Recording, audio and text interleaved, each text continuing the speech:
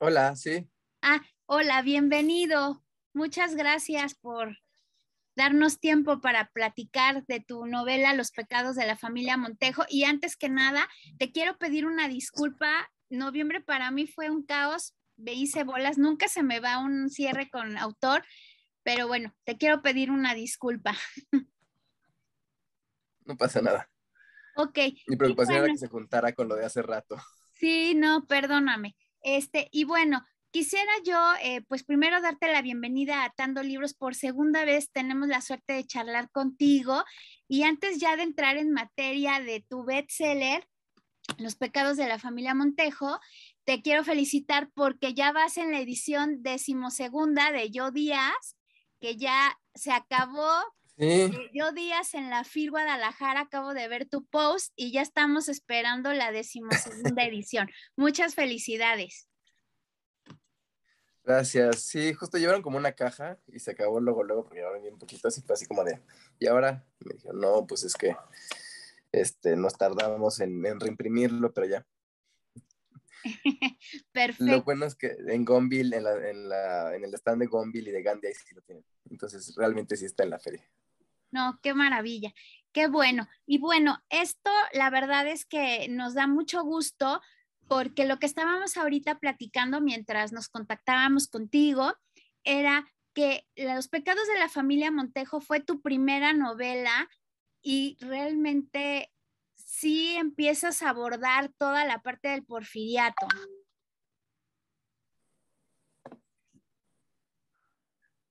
¿Sí me escuchas?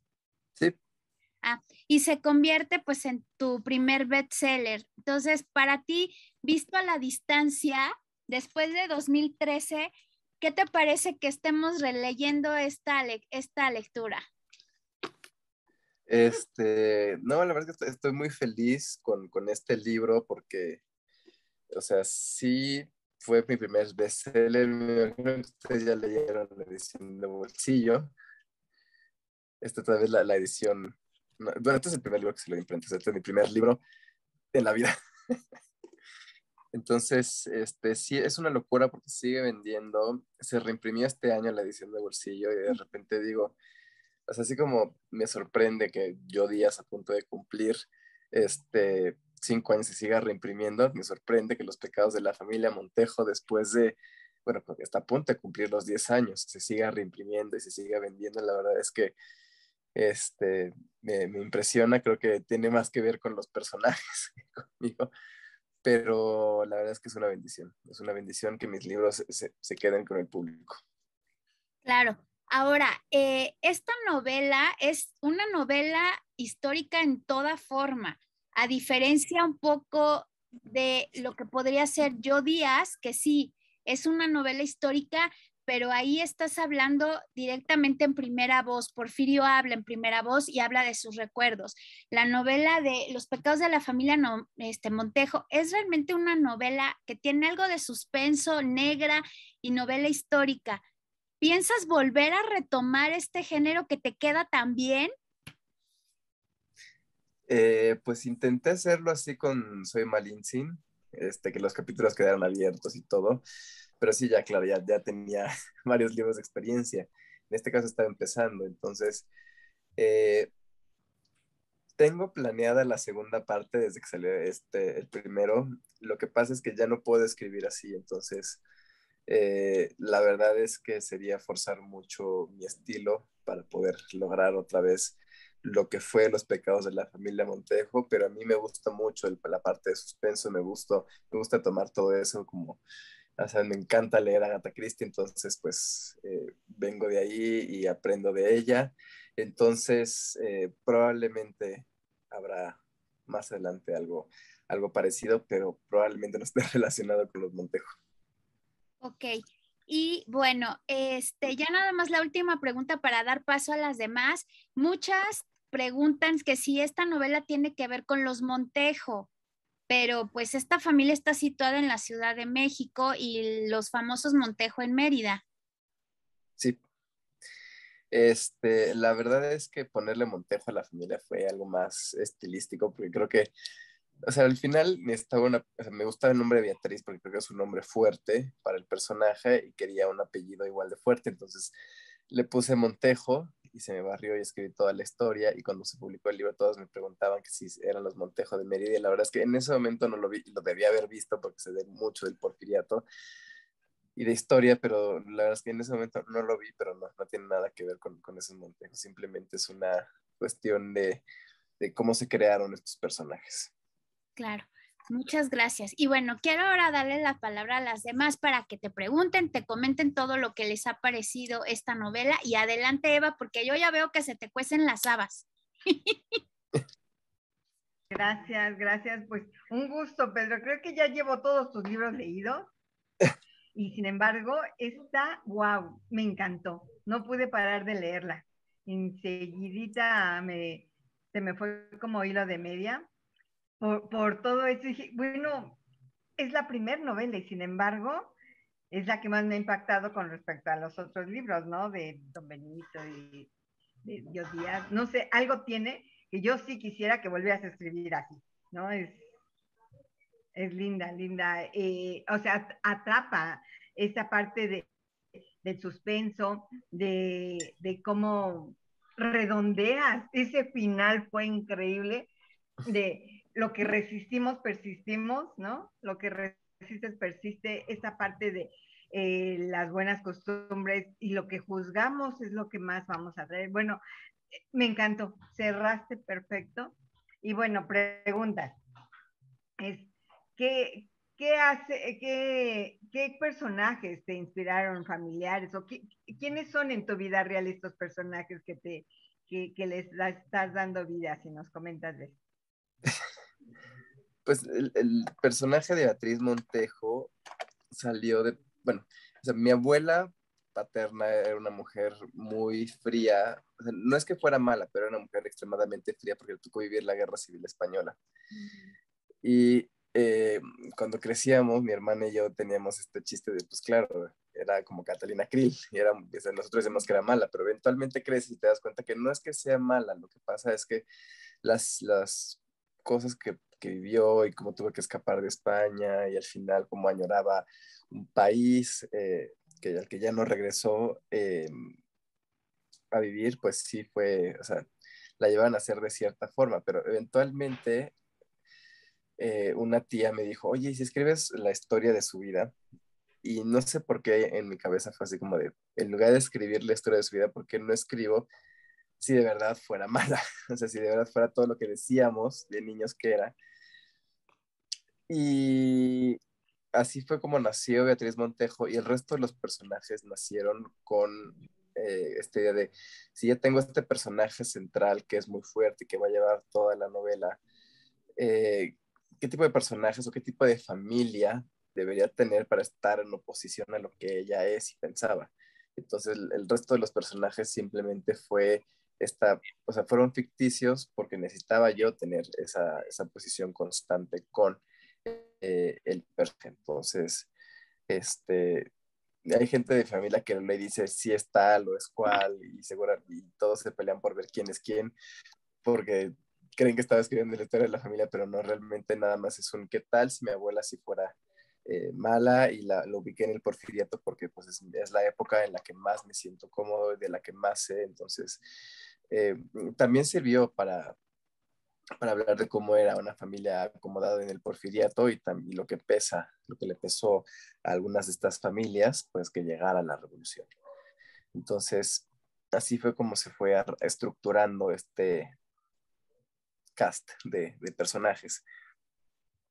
Que bueno, de todas maneras, estaba también inspirado un poco en Yo Claudio, Aquello Díaz, y por eso hay personajes como este, pues está Octavio y está Julio, son nombres romanos de la novela, porque también al medio estaban inspirados ahí, entonces sí es un poco mi abuela y es un poco Yo Claudio, y finalmente es como cuajo dentro del porfiriato. No, y se ve la influencia de Agatha Christie en ti, ¿no? O sea, empiezas dando el primer golpe, así como, ¡oh! ¡Lo mató! Sí. Sí, en las primeras páginas ya no lo puedes soltar y después sigue matando. Y sin embargo, obviamente no, yo no conozco a nadie que haya asesinado, pero sí es una época que desafortunadamente todavía hay muchas familias. Yo vivo en Querétaro y todavía hay familias que tienen muchas costumbres, tanto religiosas como familiares, ¿no? De que romper esta línea familiar cuesta mucho. Y además entender un poco todo lo que las mujeres hemos ganado en tan poquito tiempo, porque pues quién va a soltar el privilegio de que han gozado los hombres, ¿no? Entonces lo que ahorita hemos ganado y con estas novelas nos lo recuerdas, o sea, son mujeres muy fuertes, muy aguerridas, muy, muy de usos y costumbres y del deber ser, ¿no? Que también han creado una sociedad que es en la que nos hemos desenvuelto y sin embargo la rebelión de la juventud que está, pero puede estar aplastada por estas miradas, por este bastón que recuerden muchas familias, nada más lo que se o sea, con una mirada me controla, un gesto nos controlan. Y bueno, otra de las dudas es, se ve la influencia de estos autores. ¿Y a ti qué te hizo? O sea, ahorita, después de tantos años, no sé si la has releído, ¿cómo te sientes después de tu primera obra? Porque es la primerita, lo que nos mandaste al público, de lo que muchos que se engancharon ya contigo, lo demás estás cosando, pero no, porque digo, después de leer ya tus libros, me gustaría más conocer al autor, Pedro, ¿no? A la persona.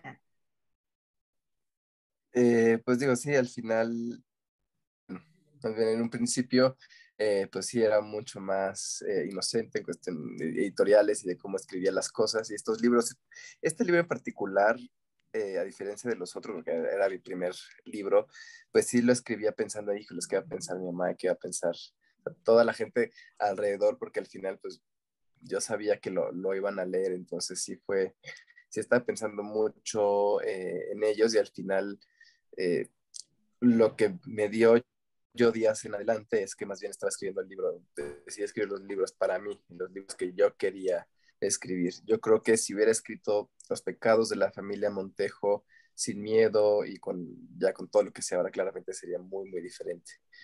Y yo creo que por eso también, porque o sea, esos rasgos de realismo mágico que tiene la novela, la última vez que lo leí, se me hicieron muy burdos en el sentido de que están muy así como de, mira, aquí está, o sea, sí investigué y así sea del reino mágico y te lo estoy poniendo todo enfrente. Funcionan, pero creo que yo ahorita los hubiera hecho más sutiles, los hubiera trabajado de otra forma, los hubiera hecho más psicológicos, quizás algo más parecido a Isabel Allende, pero pues son cosas que también uno va aprendiendo en el camino. Esta novela es muy burda en ese sentido, porque yo te estoy diciendo todo lo que te quiero decir y te estoy enseñando todo lo que tienes que saber y te lo estoy poniendo ahí.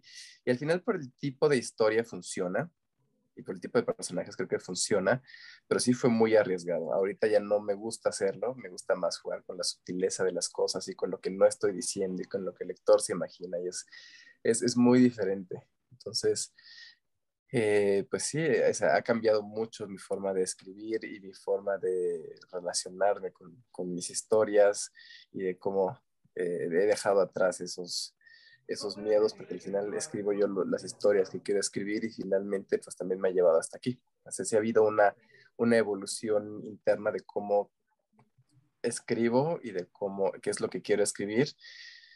Y pues sí, o sea, me doy cuenta ahora que estoy trabajando en otro libro. Uh-huh. Y bueno, hablando de estas sutilezas, creo que una de las cosas que sí me gustaría saber, ¿cómo fue que los camafeos que usaba Beatriz, cómo fue tu selección y qué es lo que significa cada uno? Porque eso, pues no sé. Eh, Según recuerdo, es que, o sea, la escribí hace 10 años. Según, según recuerdo, la novela creo que empieza y termina con el mismo camafeo, que es el camafeo de San Pedro, Ujú. porque era como decir, yo soy Pedro y entonces era el que tenía la importancia, el camafeo que tenía la importancia. pero tenía que repetir otro y según yo se repite el de San Juan, pero todos, o sea, al final en todos los apóstoles, yo decidí que iban a aparecer todos los apóstoles en los porque ese capítulo y no era el traidor, Iscariote repetía Pedro y repetía Juan yo. Se nota mucho que hay algo, para ti parece burda, pero para esa sutileza estar nombrando un buen detalle en un personaje que acompañaba en el nombre de Dios tantas barbaridades, ¿verdad? Pero bueno. Sí. Bueno, yo dejo a mis compañeras porque si no, no te suelto. Gracias, Pedro. Muchas gracias, Eva. De hecho, hace rato puse 2 posts relacionados a los camafeos y los apóstoles. Y sí, vas metiendo diferentes apóstoles. Nosotros al menos le dimos como cierto contexto, ¿no? El hecho de cuando empieza a matar y sale San Pedro, pues como que sentía que le estaba abriendo las puertas del cielo al pobre inocente que se había escabechado, ¿no? Entonces, bueno, ahí fuimos investigando algunos y creo que esta parte que tú le llamas burda, creo que le va perfecto al tipo de personaje que es Beatriz. Y yo te puedo decir que yo la compré en cuanto la anunciaste en el 2013 y me sorprendió porque fue como aire fresco. Es decir, era un escritor, no escritor en ese tiempo, que tuiteaba y que había enganchado a la gente con todo lo que sabía de don Porfirio. Entonces, creo que tu novela sigue siendo actual, no deja de tener tu sello, sí se nota una evolución, porque hay veces que tú en esta novela vas dando mucha pista y no vas creando lo que ustedes le llaman expectación, pero no importa, porque al final estas reacciones de Beatriz son las que uno lo deja así pasmado, ¿no? Aunque uno ya sabe qué fue lo que sucedió, ¿no? O hacia dónde se estaba moviendo la intención de este personaje. Pero bueno, América, adelante. Hola Pedro, buenas tardes a todas y todos. Oye Pedro, qué gusto. Hace ratito te estuve escuchando en la entrevista que te hicieron, estuvo fabuloso, la verdad, me encantó. Muchas felicidades por esos detalles de tener al público cautivo con tus libros y pues como ya te lo había dicho desde la vez pasada, me súper declaro fan de ti, de cómo escribes, de tus libros. La verdad es una narrativa muy sencilla, muy práctica que me ha cautivado y ahora que dijo Angie el mes pasado de que teníamos varias opciones de lectura, por ejemplo, tres clubes de lectura en el mismo. No, sin pensarlo me fui sobre tu libro y no me arrepiento porque me encantó. Fue algo maravilloso toda esa lectura y tengo una duda. ¿Cómo te basaste en hacer la novela en tipo místico, todo así los fantasmas, tan grotescos, ¿no? Que la pus sale de las heridas y los hoyos de la bala y la de la nuca del cuchillo, o sea, como, digo, se me viene a la mente porque tengo familia, yo vivo en Baja California, ¿no? Pero tengo familia en Michoacán y en México, y desde chiquita me acuerdo que contaban historias de terror.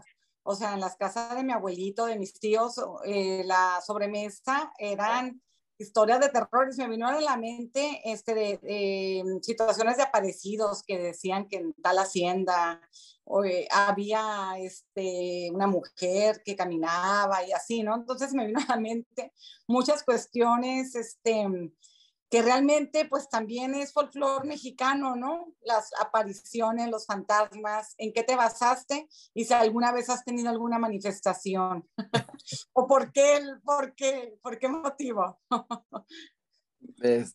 No, nunca he visto un fantasma, aunque de repente aquí se mueven las cosas. Pero era más esa parte del realismo mágico, de cómo podía yo expresar en algo gráfico la culpa que sentía Beatriz, porque al final, por más que dijera que, o sea, que se justificara de todos los asesinatos que cometía, al final sí cargaba con cierta culpa. Entonces, estos fantasmas eran su culpa, eran justo como no podía olvidar a estas personas que había matado. Y al final, pues sí es, digo, era mucho más claro, lo que pasa es que el manuscrito era más largo, pero originalmente una persona de cada generación podía ver a los fantasmas. Entonces, Beatriz puede ver fantasmas y luego Julio puede ver fantasmas, pero esas escenas las quitamos y luego Magdalena puede ver a los fantasmas. Pero cuando tú tenías un buen recuerdo de la persona, el fantasma parecía bien, y cuando tú tenías un rencor o algo con esa persona, el fantasma parecía así como a Beatriz le aparecen. Y este tipo de cómo los iba acosando al final, porque todos los fantasmas siempre están moviendo los labios, pero no sabes qué están diciendo hasta el final, y te das cuenta, sabes que es la culpa que está arrastrando a Beatriz, porque justo hay una escena, y esa sí me acuerdo porque me gusta mucho esa escena, donde ella está ya decrépita en su casa y de repente se le aparecen todos los fantasmas, y lo que le dicen es justamente las últimas palabras antes de que ella los matara. Entonces, es justo la culpa, es una manifestación de la culpa. Todos los elementos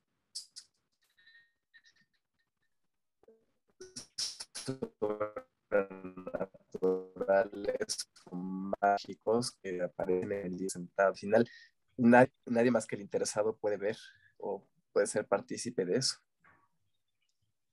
Perfecto. Oye, tengo otra preguntita también. ¿En qué momento tú, al momento de estar escribiendo un libro, una novela, ¿no? Dices, Sí. hasta que llegó el final? O sea, ¿tienes ya una programación, una introducción, un desarrollo, una conclusión? O sea, ¿cómo lo trabaja un autor? ¿O simplemente escribes y llegas de que ya no puedo más, ya hasta aquí llego? No, generalmente el final se me va revelando, o sea, en una novela biográfica es mucho más fácil saber dónde termina la historia, porque al final, pues, en muchos casos, pues sí es donde el personaje se muere o está a punto de morirse, entonces eso lo tengo muy claro. Y generalmente la última escena o las últimas escenas las escribo mucho antes de llegar al final. En el caso de Los pecados de la familia Montejo, la verdad es que yo tenía otro final, pero finalmente los personajes me fueron llevando hasta ahí, y me acuerdo que fue un momento de inspiración cuando escribí esa última escena, de así es como tiene que terminar el libro, como que no hay otra forma, es pues como, si es, te das cuenta de que lo que hacía Beatriz ya había pasado antes, y que Magdalena va a repetir ese ciclo, entonces están atrapados. Quizás una maldición, quizás es parte de la historia de la familia, pero al final es algo recurrente. Entonces, en este caso, el final, pues simplemente se dio así. Y es muy curioso porque es parte de cómo los personajes te llevan. Me acuerdo que en la planeación Beatriz moría capítulos antes, y finalmente yo decía, es que el personaje tiene que llegar al final. O sea, el personaje no me dejó matarlo hasta que no tuviera que. Y eso es parte de que los personajes te van diciendo hacia dónde. En este caso, Beatriz y Magdalena, que son prácticamente las protagonistas de la segunda mitad del libro, me dijeron por dónde tenía que ir y me dijeron cómo tenía que terminar la historia. Y eso está increíble. Muchas gracias. Padrísimo, maravilloso. Gracias. Un 100. Gracias, América. Adelante, Dani.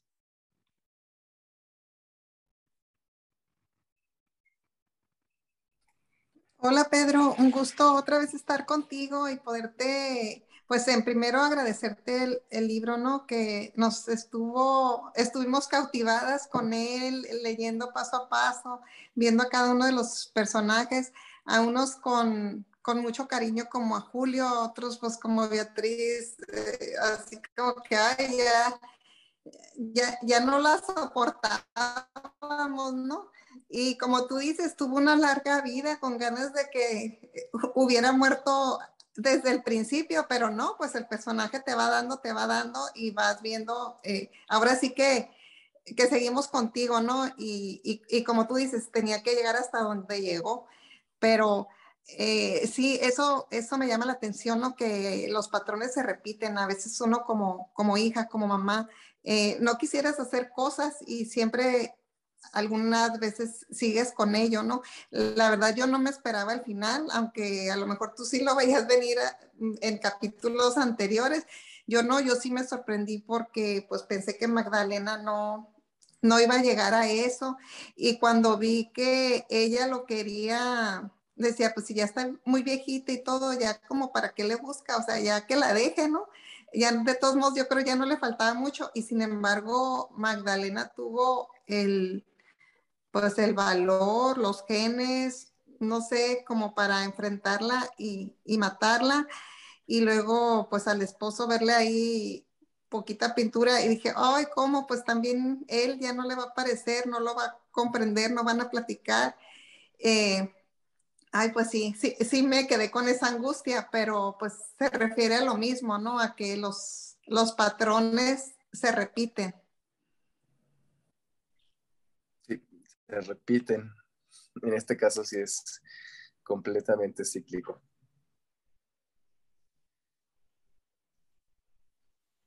Sí, pues me encantó. La pregunta que yo te quería hacer, que también ahí no vi la justificación, es Pablo. ¿Por qué Pablo mataría a su papá? Eh, la verdad no recuerdo,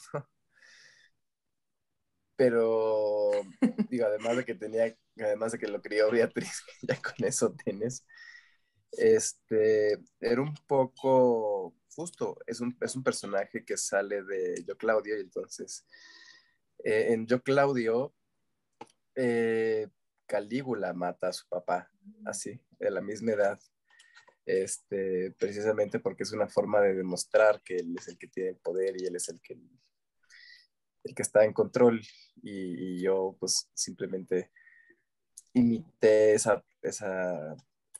pues ese arco argumental aquí, pero sí es un poco como para demostrar la crianza tóxica de Beatriz en todo esto, porque al final también, o sea, tiene esos comportamientos tóxicos con Magdalena, un poco incestuosos y al final Magdalena los para. No sé si hizo lógica. Sí, Oye, Pedro, otra vez volviendo, sí. ¿por qué pones a los títulos yo, Díaz, yo, Malintzin? Eso me llama la atención. Debe de haber una justificación. Porque la primera novela histórica que leí me gustó y que es de la que yo estudio es Yo Claudio. Entonces, eh, todas mis novelas tienen alguna referencia o algún homenaje a Yo Claudio, así como Yo Díaz o Soy Malintzin. Este, todos los personajes tienen algún momento en el que se definen a ellos mismos como yo Iturbide. O sea, es parte de cómo estoy referenciando a los autores de los que vengo. Ok. Y, perdón, regresando un poquito a Pablo, ¿no será que también quisiste plantear que esa familia tiene el gen del mal? Puede ser, Pablo tenía más escenas, muchas más escenas, y al final la idea original era que cuando Beatriz muriera, Pablo tomara el rol de villano. Entonces lo empecé a crecer como un villano y finalmente Beatriz fue la que me dijo, no, aquí yo llevo el show y entonces llegó un punto en el que dije, está bien, pero me tengo que deshacer de uno de los dos. Y entonces me acabé deshaciendo de Pablo. Pero sí, yo creo que es parte de porque sí vemos, por ejemplo, que los hijos de Beatriz, aunque no estén de acuerdo con ella, de repente sí repiten ciertas actitudes. Entonces, sí vemos algo ahí. O sea, están al final comportándose como, o sea, sí le recriminan cosas a su madre, pero al mismo tiempo están cayendo en esos comportamientos. Sí, Y yo creo claro, que a todos los personajes les pasó en algún momento y creo que Magdalena es lo más claro. claro. Y bueno, también otra de las cosas interesantes que tienen los pecados de la familia Montejo es esta exposición del poder del clero, esta amalgama entre la clase alta y el clero, y que se ve, bueno, pues en esta situación, primero con el padre Jacinto, donde Beatriz va y vuelca todos sus pecados, y el padre llega un momento en que ya no puede más cargar esos pesos. La verdad, la escena donde va y les dice a cada uno lo que han hecho, pues es una muestra clara, ¿no? De esta vinculación entre el poder de la iglesia y la clase alta. Y por otro lado, la parte del padre Ricardo, a mí me dio mucha risa porque creo que la primera vez que lo leí no paré en él, cuando dice: ay, señora Montejo, es cierto que soy un cura y que hice votos de castidad, pero no puedo evitar lo que siento por las mujeres. Me gustan todas, no me importa cómo se vean o cuántos años tengan. Y bueno, así sigue, ¿no? Además, si usted viene a mis brazos, puedo confesarla mientras me besa y será sin pecado algunos de mis sábanas.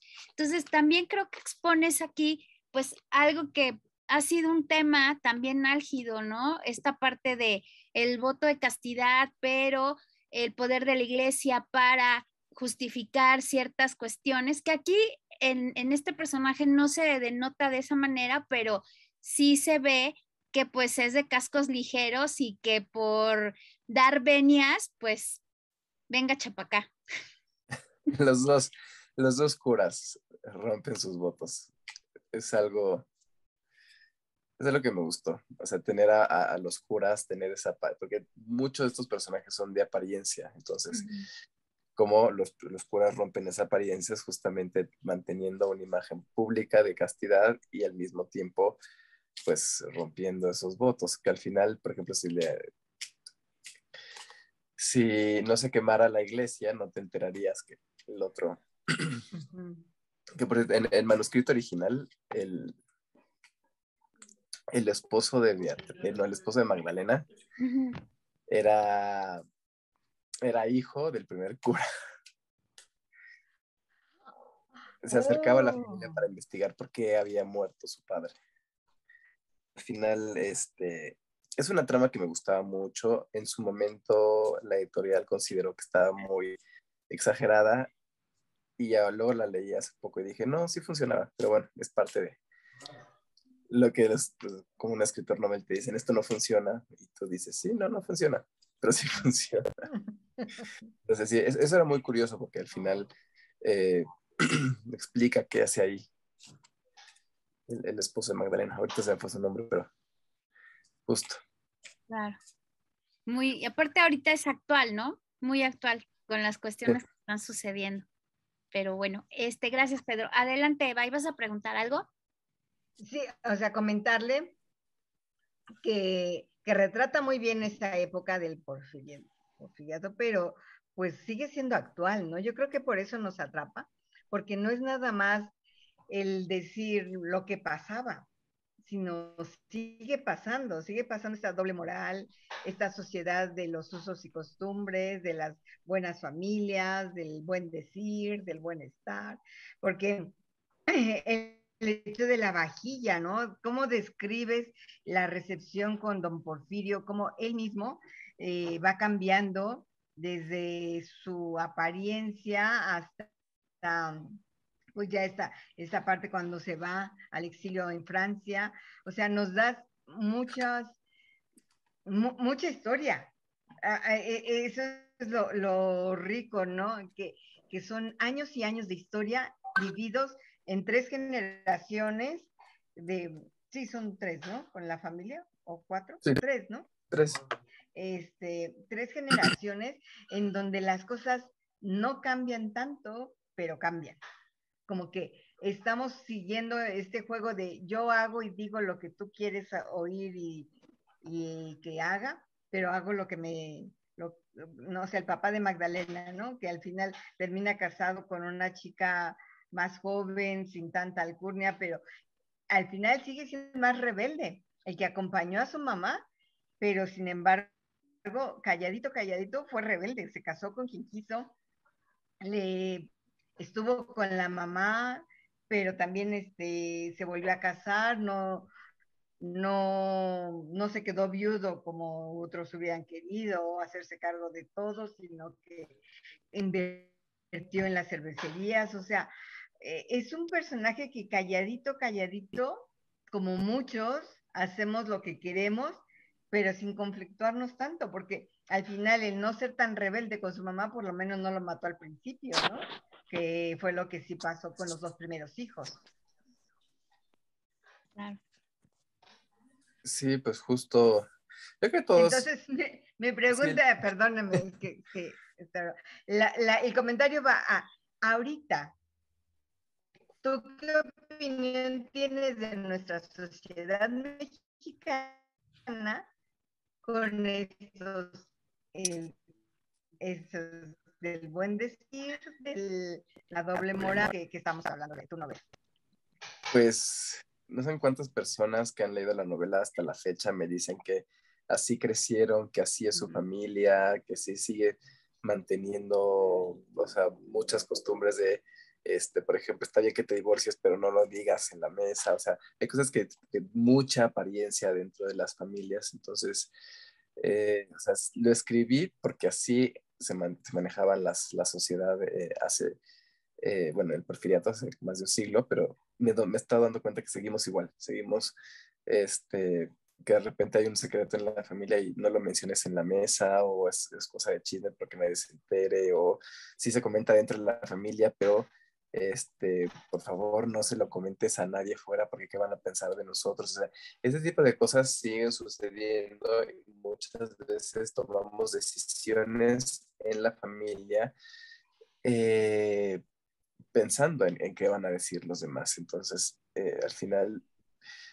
o sea, digo, esto está llevado al extremo, pero pues sigue sucediendo. O sea, una familia Montejo podría darse en el México actual. Bueno, no sería tan fácil ocultar los asesinatos, pero sí puede, todavía puede darse. Y yo creo que todos conocemos una familia así. Claro. Uh-huh. Muchas gracias, Eva. Gracias, Pedro. Y bueno, creo que este libro realmente sí nos lleva a adentrarnos a la parte del porfiriato, conocer los usos, las costumbres, el tipo de familias de clase alta, pero también nos muestra este inicio del cambio de la gente del pueblo, ¿no? Con Petrona, y que obviamente pues empiezan a estar ya inconformes por el maltrato y que empiezan a ver en la revolución este cambio de tener una mejor vida. Hay una parte donde lo menciona, ¿no? Estamos buscando tener un cambio, pero pues al final fue nada más movedero de fichas. Y bueno, hablas también del manual de Carreño, que era como el tótem de esta sociedad porfiriana para los usos y costumbres, la educación de las señoritas, que uno tenía que aprenderse de cabo a rabo. Todavía a mi mamá le tocó aprenderse el manual de Carreño, y había también esta parte de etiqueta, de regla social, de cómo se debería de poner una mesa, cómo te deberías de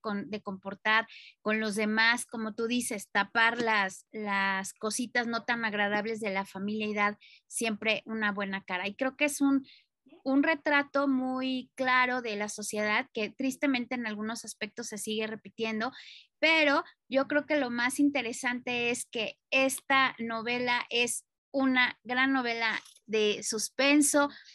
Nos hizo nombrar el mes de noviembre por todas las novelas que leímos porque eran del género desconfía de todos, no te confíes de nadie, y creo que Beatriz encabeza esa parte, ¿no? La verdad, pues muchas gracias por tener el tiempo para platicar con nosotros, y la verdad a todas nos encantó tu novela. Yo es una relectura que ya hice, yo la compré en el 2013 y me encantó, y ahora me volvió a encantar y le volví a encontrar más cosas. Entonces, no sé si alguien quiera comentar algo más. Eva o América, no sé, ¿ibas a decir algo? Oye, me encantaría hasta que le hicieran película. Una ¿Tienes serie. proyectos para ¿Algo, ayudarla? un proyecto o algo? Esta ha tenido un par de proyectos, pero no al final se ha quedado en la parte de negociación. Porque al final yo la pensé como si fuera una miniserie, son 13 capítulos y cada capítulo tiene su introducción, su desarrollo y su desenlace, entonces sí, me encantaría que fuera una serie, pero al final pues Los proyectos, los dos intentos se cayeron por una cuestión de presupuesto. Es muy caro hacer esa adaptación a la Ciudad de México, más toda la parte del realismo mágico. Claro. Pero bueno, Pero hay sería que hacerle manita de buenísima, puerco a Netflix.